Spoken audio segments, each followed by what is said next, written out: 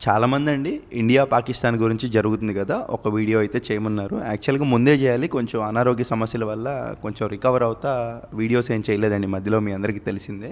So, చాలా బాధాకరం మొన్న పెహల్గామ్‌లో జరిగిన విషయం అయితే. అలా జరిగిన వాళ్ళందరికీ ఆత్మశాంతి కలగాలని మనస్ఫూర్తిగా ప్రార్థిస్తున్నానండి. సో, ఇప్పుడు యుద్ధ వాతావరణం నెలకొల్బోతుందంటున్నారు ఇండియా, పాకిస్తాను.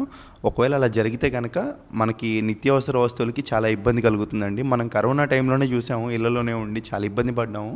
సో, అలా జరగకుండా ఉండాలంటే మనం ముందుగానే ఒకవేళ జరిగినా జరగకపోయినా ఒక నెలకి సరిపడా నిత్యావసర వస్తువులు బియ్యము, కందిపప్పు, గ్యాస్ సిలిండర్లు, గోధుమ పిండి ఇట్లాంటివన్నీ కొనుక్కొని పెట్టుకున్నాం అనుకోండి, ముందుగానే ఒక నెలకి సరిపడినా మనకైతే ఇబ్బంది ఉండదండి.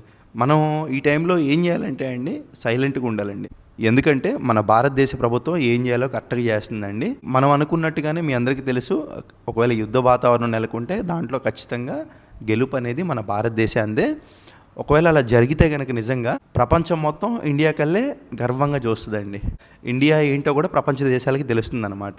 చూద్దాం ఏం జరుగుతుందో. సో, ఒకవేళ యుద్ధ వాతావరణం ఏమైనా నెలకొంటే గనక అన్నిటికీ మనం సిద్ధంగా ఉండాలి. ముందుండి నిలబడాలి. బాహుబలిలో ప్రభాస్ అన్నలాగా ఇంకా జై హింద్ అంట సెలవు తీసుకుంటున్నానండి. సో, గుర్తుంది కదా! నిత్యావసర వస్తువులైతే చాలా ముఖ్యం అండి. సో, ఇండియన్ ఫ్లాగ్ అయితే కామెంట్ చేయడం మర్చిపోవద్దు. Bye bye.